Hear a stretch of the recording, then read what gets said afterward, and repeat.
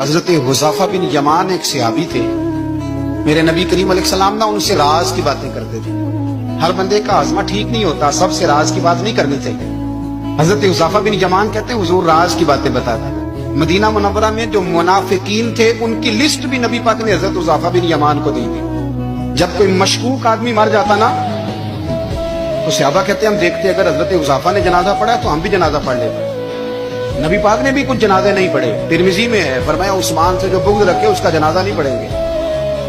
حضرت حذیفہ بن یمان اگر جنازہ پڑھتے تو لوگ پڑھتے، وہ نہ پڑھتے تو لوگ جنازہ نہ پڑھتے۔ حضرت حذیفہ بن یمان کہتے ہیں جناب عمر فاروق کی خلافت کے آخری ایام تھے، کچھ دنوں کے بعد وہ شہید ہو گئے۔ فرماتے آدھی رات کا وقت تھا، میں گھر میں سویا تھا بڑا بے فکر، اچانک میرے دروازے پہ دستک ہوئی، میں گھبرا کے اٹھا، اتنی رات کو کون آیا؟ اتنے قربان جاؤں، دروازے پہ گیا تو امیر المومنین فاروق اعظم دروازے پہ۔ میں نے کہا عمر کوئی حکم تھا تو مجھے بلا لیتے۔ کہنے لگے میں نا امیر بن کے نہیں آیا، تیرا ویر بن کے آیا ہوں۔ امیر المومنین کی حیثیت سے سرکاری کام سے بلاتا تو وہاں بلاتا، مجھے ایک ذاتی کام پڑ گیا۔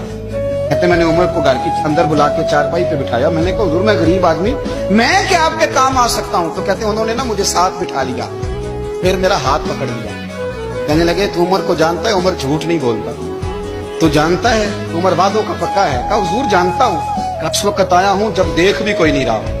حضرت حذیفہ بن یمان کہتا ہوں پریشان ہو گیا، حضور پہلیاں نہ بجھوائے، مہربانی کر بتایا کدھر آئے ہیں؟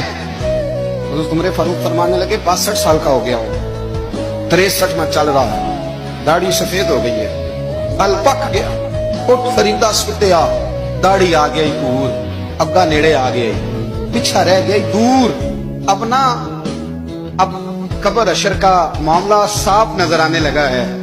کہا حضور مجھ سے کیا چاہتے ہیں؟ حضرت عمر رو پڑے، کہنے لگے آج میں عشاء کے بعد نکلا ہوں تو نبی پاک کے صحابہ مجھے نیک کہہ رہے تھے، پھر میں نے بچوں کی ماں سے اور بچوں سے بھی پوچھا ہے، وہ بھی مجھ سے راضی ہیں۔ اور حذیفہ تیرے ساتھ نبی پاک راز کی باتیں کرتے تھے، سچ بتا کہیں عمر کا نام منافقوں میں شامل تو نہیں؟ سچ بتا ان منافقین میں تو شامل نہیں، کہیں اوپر سے تو نہیں سارا کچھ؟ حضرت حذیفہ بن یمان کہتے ہیں میں باپ کے مرنے پہ اتنا نہیں رویا جتنا عمر کے سوال پہ رویا۔